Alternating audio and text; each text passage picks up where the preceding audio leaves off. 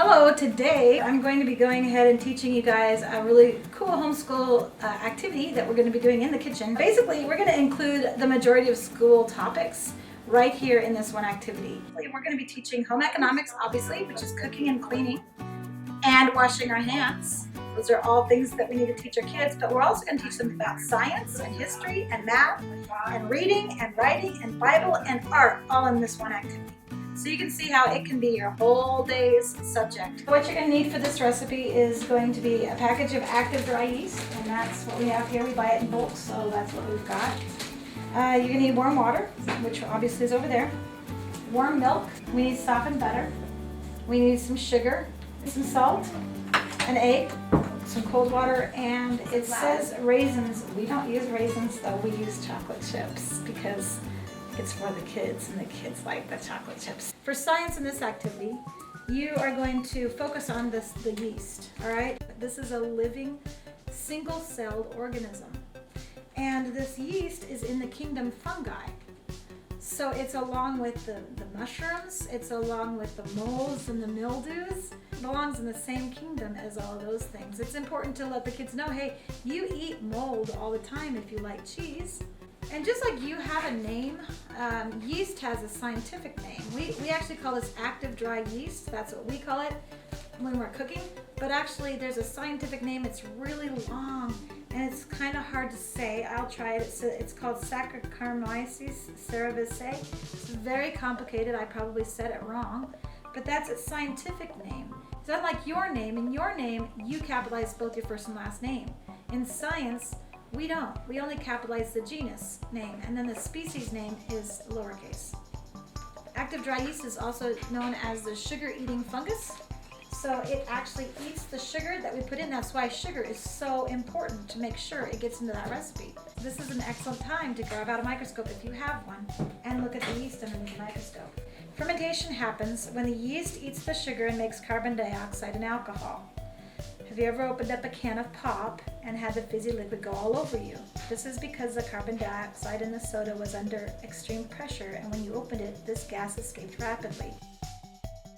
So you can see that this has been about a half of an hour, and we've left this yeast in the warm water just to show what is happening in our bread right now. And allowing the kids to see this is really fun, allowing them to play with it. It just becomes such a fun activity for them. When yeast makes carbon dioxide gas, the gas takes up room inside the strands of gluten in the dough. This causes the dough to rise. The smell we all love of fresh baked bread comes from the alcohol. As we bake the bread, the alcohol evaporates away and the yeast dies, leaving behind the beautiful air pockets that make your bread so light and fluffy good. You can ask your kids, what do you think would happen to your bread if you forgot to put the yeast in it? What if you forgot to put the sugar in? Our yeast is not very picky about what kind of sugar it likes to eat. You can feed it many types of sugar like pure sugar and honey, molasses, maple syrup, or fruit juice containing natural sugars.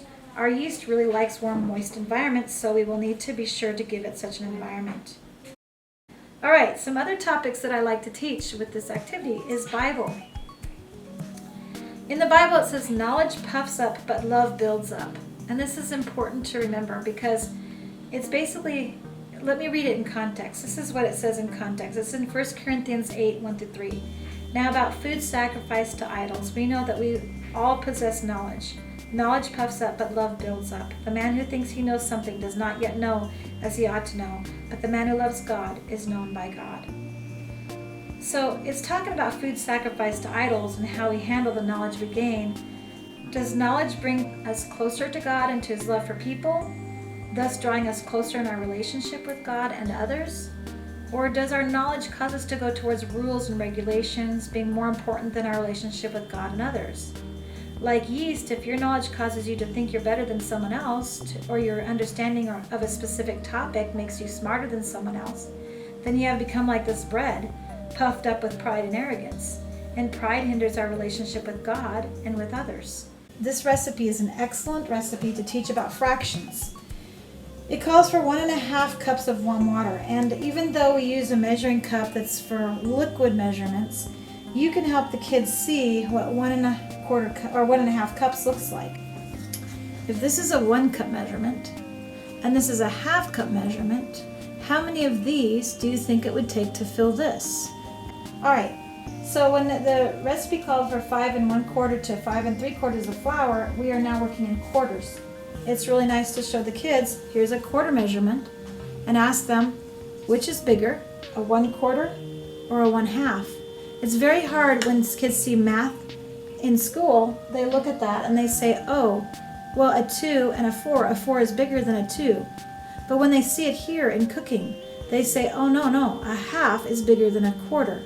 That really helps them grasp the concept. So the next thing you can have them do is you can say, well, how many quarters are there in a half? So they have now physically seen and touched, and they see that now 2 quarter cups makes a half a cup. And you can ask the child, okay, so how many quarter cups would fill the 1 cup? She's showing how, you can do this with a very young child and show them it takes 4 quarter cups to make a whole cup, to make 1. Well, and then you can talk to them about how on the quarter cup, it says 1 over the top of a 4. And when we put 2 of them into here, that's 2 over the 4, right? Well, when we put the 4 in here, that'd be like a 4 over the top of the 4. 4 over 4 is 1. With this one, when we had a half and we filled it up, that would be 1 over the 2. When we filled it up the second time, that was 2 over 2. 2 over 2 is 1. I'm a senior in high school, and this is helping me with my math. That goes on the video. It does help. And the thing is, the reason it helps is because we are so used to seeing math on pieces of paper with numbers that mean nothing. But that's not math. Math is this. This is actually math. So when you cook with your kids, they're actually experiencing, oh my goodness, that's how it works. That's what you do with math. And I need math. When it said 5 3/4 of a cup, then of course it was a 3 over the 4. It was 3 of these instead of 4 of those, not quite a cup. Now you could ask your child to do a little bit of math, get a piece of paper out, and tell me how many quarters did we do if we had 5 3/4. And now they have to think, well, it took me 4 to fill 1 cup. So 4 times 5 is 20. So there's 20 plus the other 3 for the 3/4. You have 23 1/4 pieces that make 5 3/4. That make 5 3/4. So you can see how them actually doing it in the kitchen helps them really understand math better. How can you bring history into this topic? It's easy. There's the history of the teddy bear. Because we're making teddy bear bread, not just regular bread, we can bring that in. You can talk about who is Theodore Roosevelt and tell about the fact that he was our 26th president, and he served between the years 1901 and 1909. What's so cool about him is this amazing story about how the teddy bear came to be named. Actually, the very first teddy bear was made because of Theodore Roosevelt. In 1902, President Roosevelt went in on a bear hunt in Mississippi. And while hunting, they trapped the bear, and Teddy Roosevelt looked at the bear, and he said it was so unsportsmanlike what they had done, and he refused to kill the bear and asked for them to release the captured bear. As news of the hunting trip continued to get spread around the whole nation, there was political cartoons everywhere, and you can actually get some of these political cartoons out and show your kids. And the political cartoons starred Teddy and the bear. Well, there was a man in Brooklyn, New York, named Morris Mitchum. He and his wife thought that they could make a stuffed bear, and they made a plush stuffed bear, and they stuck it in the window of their shop. Pretty soon everybody wanted to buy a teddy bear that Morris Mitchum had made, and he named it the teddy bear. He did ask President Roosevelt if he could name it after him, and Teddy Roosevelt said sure. So all of a sudden, he's selling so many teddy bears. There's ladies and children everywhere carrying teddy bears in public. President Roosevelt loved the idea so much that he ended up buying a teddy bear himself, and it was his personal mascot for his next election. So some of the other things you can talk about Teddy Roosevelt, what was life like back then? Right now we're in a stay-at-home order because of coronavirus, and they will be living through history that they can tell their children someday. Well, back then in 1901, Americans were just getting the automobile for the first time. President Roosevelt had just given U.S. citizenship to Native Americans that were living in the Oklahoma Territory.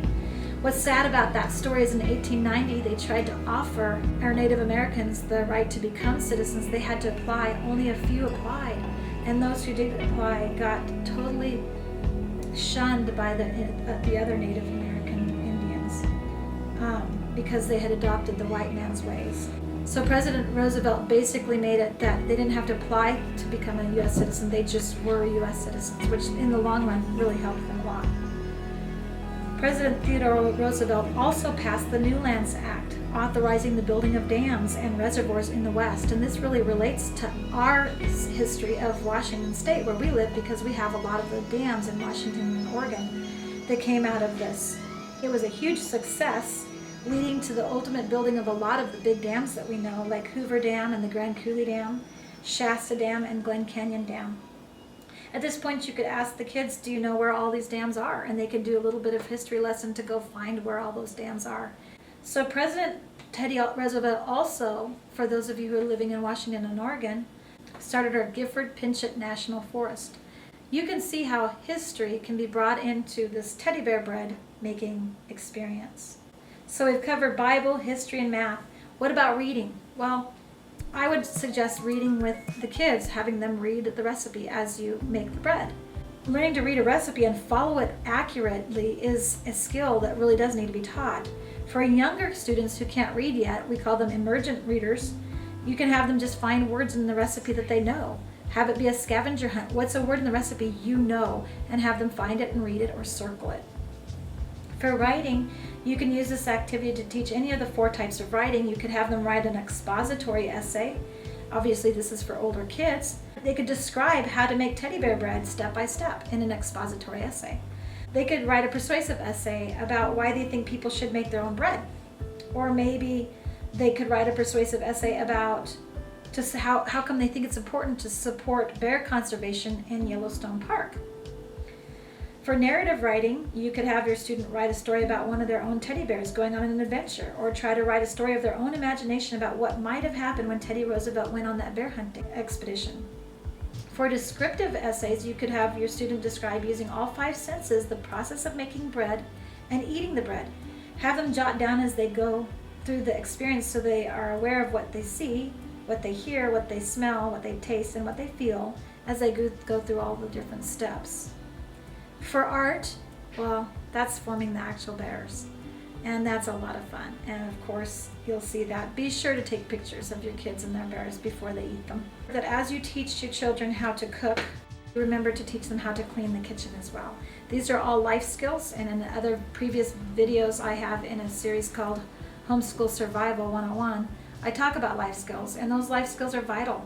Learning how to cook together, how to get along together with their siblings, how to clean up afterwards, washing their hands, reading a recipe, all of those are things that they need to learn, and it's called life skills.